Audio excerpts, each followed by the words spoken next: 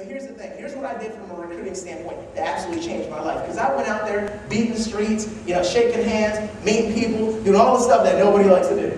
And I'm going to tell you something. When I first started doing it, I didn't like to do it either. But I had to do it to get it done. So you know what I did? After trial and error, I know Mr. Gregory and I, we used to, finally I moved from Roanoke where I didn't know anyone to Wilmington where I knew even less people, all right? And I moved out there and I just started meeting and greeting people, shaking hands and just saying, I just need to get it out there. Because it's just an exposure business and it's a numbers game. Whoever exposes the most wins. So you know what?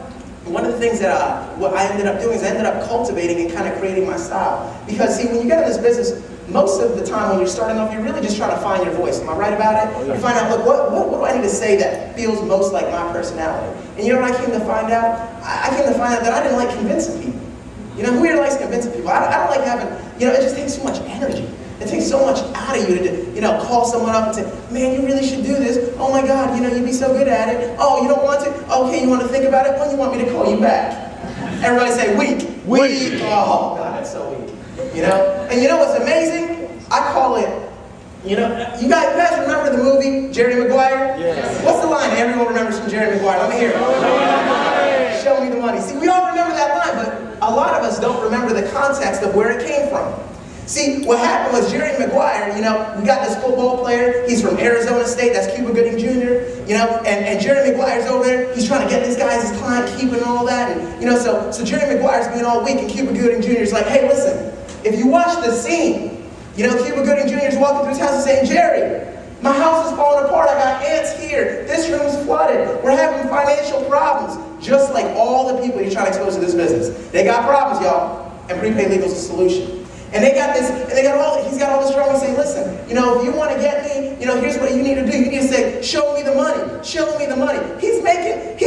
Look, I don't care how talented you are. You could be, I call it superstar syndrome. And a lot of your prospects have it. You know why? A lot of you give it to them. Yes. A lot of you guys are edifying your prospects and the people that aren't in the opportunity over and above what we have. Listen, a good NBA basketball player without a contract is a street player. He plays on the street. He'd be the best guy in this neighborhood. You know what he needs? And you know what your prospects need? If he wants to make $1 million a year, guess what he needs? Someone to approach him with a what? A contract. You know what we have here in prepaid legal? You guys recognize this thing? What's this called? They're nothing without it. They're street hustlers. Yes, sir. All right? That's my attitude. Come on. Give it to him. So listen, so I'm going to give you guys some nuggets. If you want to operate your business you need to operate your business with a sense of urgency and with a posture. See, whoever cares the least is in control. Everything you chase will run away, and everything you run away from will chase you. See, that's why you have to use takeaways. That's why you have to do it, reverse. A lot of people go out there and they're chasing. Hey, are you ready? Are you done thinking about it? You think about the business yet? Man, you'd be so good at it. Are you sure? Oh, okay. Well, no, not yet. You need to talk to your wife. Is that what you need to do? Everybody say weak. Weak. That's weak. Look, listen to you. That's your prospect saying, hey, if you want to recruit me, you need to say, show me the money. Say it again. Say it again. Look, are y'all tired of getting beat up by other people that aren't even in this opportunity? Yes. Well, if you're tired of it, take control. Say, hey, listen, when I call someone up, this is my approach, and this is what I teach my organization. Now, this is my way. And the right way is just one of the ways.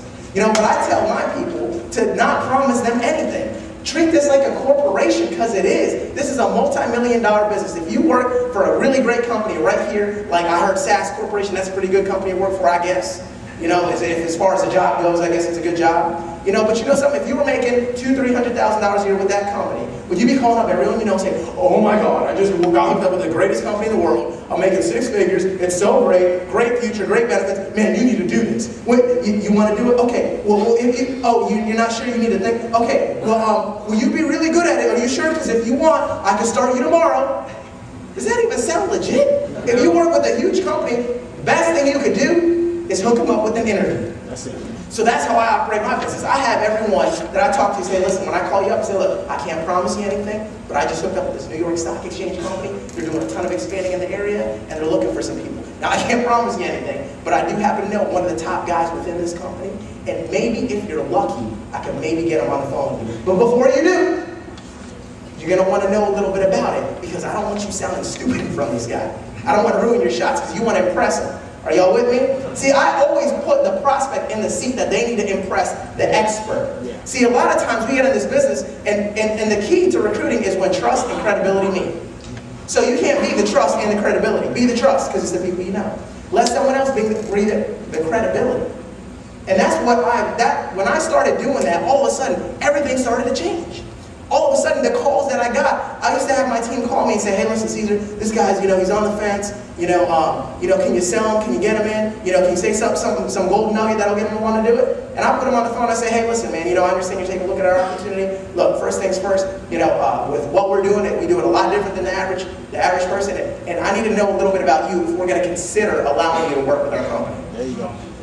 All right? So I put them in the seat that they need to sell themselves. I had someone the other day talking about, oh yeah, this person wants to get with their husband on Friday. I say, listen, there's a training going on in your area this upcoming week. Here's the issue.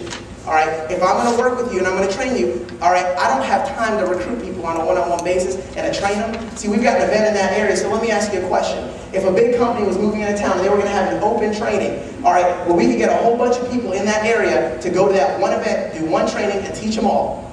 Or if I was running that company and I had to work with you one-on-one and talk to you all the time and teach you everything, would I rather pick the person that's just going to go ahead and get in now so we can usher them into that training? Or if it were your company, would you rather go ahead and spend a lot of time trying to train 100 people one-on-one? See, I would do that, but only with select people if I thought that they were really sharp and gifted. So why don't you tell me how sharp and gifted you are so we can consider this? See, guys, that's called building with posture. Make them come to you. Tell them, look, I can't promise you anything.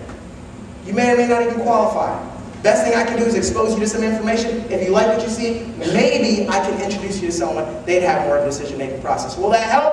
Yes. Can you guys get strong? Yes. Can you get tough? Yes. When the universe attacks, I want everyone to say, bring it.